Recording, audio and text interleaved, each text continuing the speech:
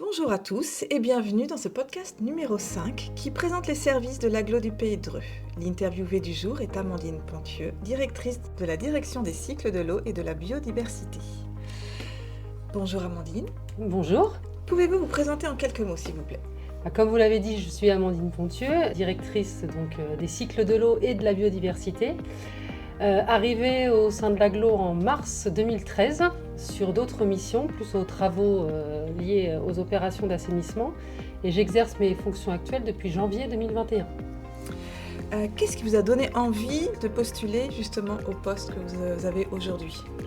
Ce qui m'a plu, c'est le champ d'intervention varié, des missions ô combien stratégiques et à enjeu que représente l'eau, l'environnement, les zones humides, la biodiversité, avec un réel service apporté à la population et au territoire, tout en ayant un panel d'intervention à la fois technique, à la fois financier, à la fois communication, marché public, services liens avec l'usager, des missions d'urbanisme aussi, d'animation et de protection des captages. Voilà, tout ça réuni font que mes journées sont riches et denses, mais ô combien enthousiasmantes. Le fonctionnement interne de l'agglo compte 5 pôles. Et le positionnement du coup de la direction des cycles de l'eau et de la biodiversité au sein de ces 5 pôles. Alors la direction que j'anime est raccrochée au pôle technique, donc à la direction générale adjointe des services techniques, de la même façon que la direction de la collecte et la valorisation des déchets et que la direction du patrimoine bâti et des moyens généraux. Parlons un peu plus maintenant de l'équipe et de ses missions. Alors, la direction, c'est une 50aine de personnes impliquées au quotidien dans tout ce qui relève de l'eau potable. Donc l'eau potable, la protection de la ressource en termes de quantité, de qualité, la production, la distribution, l'eau qu'on délivre au robinet et aux habitants. C'est aussi l'assainissement collectif, l'assainissement non collectif, là où il n'y a pas de réseau collectif pour desservir les habitations. C'est également toute la partie grand cycle de l'eau, c'est-à-dire les zones humides, le plan d'eau de Mézières-et-Cluzel que nous avons en gestion, la prévention des inondations et donc la gestion de ces milieux aquatiques. Et dans votre équipe, vous avez en proportion combien de techniciens, combien d'administratifs à peu près ? Alors c'est à peu près équilibré puisqu'on a vraiment des missions très très variées, donc des missions très techniques d'exploitation pure en régie, d'exploitation aussi au travers de suivi des délégataires. On a des équipes aussi liées aux travaux, à la gestion des opérations de travaux d'eau potable et d'assainissement. On donne aussi des avis d'urbanisme en tant que concessionnaire. On s'occupe de la facturation des usagers, on s'occupe aussi de l'équilibre budgétaire puisqu'on a des budgets dits annexes, l'eau et l'assainissement, qui doivent s'équilibrer en dépenses et en recettes tout seuls, donc par rapport à ce qu'on facture aux usagers. On a également de l'administratif et beaucoup de liens forcément aux usagers puisque ce sont des sujets du quotidien. Quels sont les grands objectifs du service ? En fait, on doit concilier au quotidien, donc gérer le quotidien des habitants, puisque c'est tous les jours qu'on doit s'occuper d'assainir les eaux et de délivrer une eau potable vérifiée et contrôlée au robinet. Tout ça en garantissant un coût acceptable dans toutes les missions qu'on propose. Et en parallèle de tout ça, on doit aussi avoir un travail de prospective et d'anticipation, puisqu'on doit garantir une quantité d'eau suffisante actuellement, mais aussi pour la génération et les générations à venir, tout en anticipant toutes les évolutions réglementaires, les traitements complémentaires qu'on pourra être amené à avoir sur l'eau potable ou sur les eaux usées par rapport avant leur rejet au milieu naturel. Donc c'est vraiment tout un panel, gérer le quotidien tout en pensant à demain. On est encore une jeune agglo, donc avec une récupération progressive en plus des compétences eau et assainissement. Donc on est en train d'organiser les choses, donc de monter les services et de monter les équipes et donc de monter en puissance, de connaître aussi notre patrimoine, notre territoire. Donc on est sur des études actuellement de connaissances patrimoniales, de prospective pour demain, de planification pluriannuelle d'investissement, tout en gérant le quotidien et les casses et les différents événements qui peuvent se produire et les différentes réclamations et questionnements des usagers. Maintenant, parlons un petit peu de la vie en interne. Oui. Comment pourriez-vous définir l'ambiance du service ? avec justement toutes ces casquettes qu'il existe au sein de ce service? Alors je dirais qu'on fait en sorte de travailler sérieusement sans se prendre au sérieux, d'être rigoureux sans être rigide. Tout ça avec des valeurs communes, puisqu'il est très important de se sentir bien au travail, on y passe quand même énormément de temps.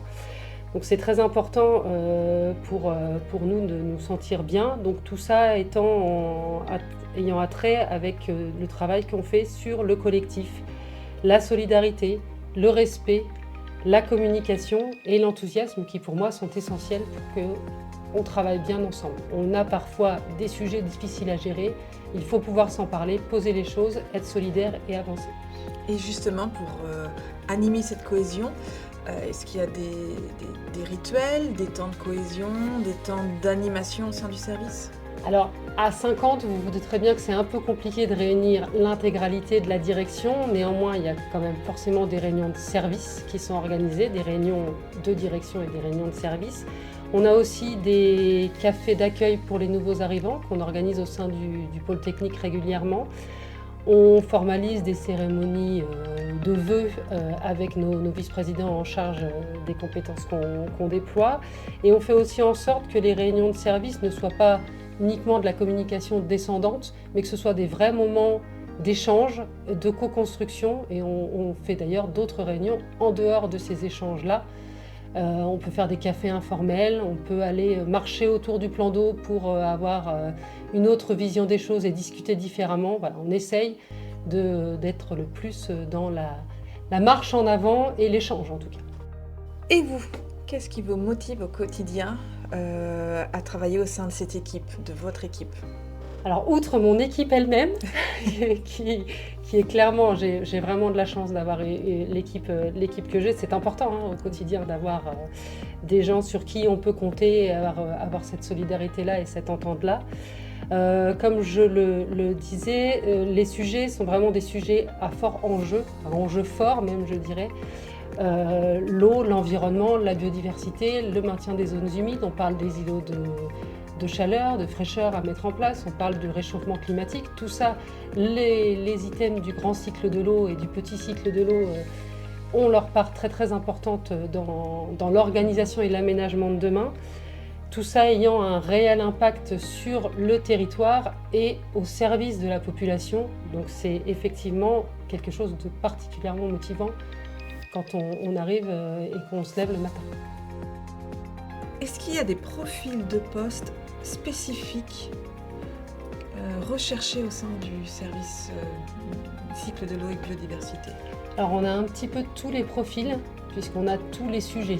Donc on va du lien à l'usager, l'accueil, l'administratif, la facturation, le financier, la comptabilité, les marchés publics, les travaux, l'exploitation, l'urbanisme, le lien avec la communication, le management.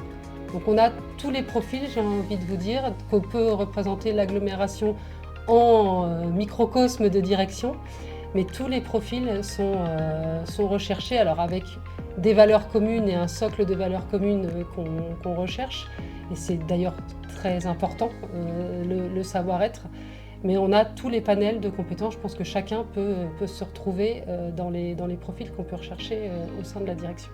Et est-ce que c'est une direction quand même qui a des métiers bien spécifiques qu'on ne trouve pas dans d'autres directions de l'agglo? Et lesquels? On peut avoir des sujets d'exploitation propres.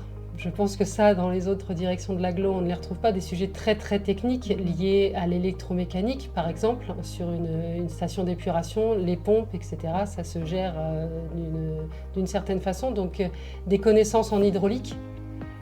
Voilà, des connaissances comme ça, très très techniques, très très ciblées, des connaissances en biodiversité, un plan d'eau, la gestion différenciée d'un plan d'eau, ça se fait avec des profils et des compétences très très spécifiques.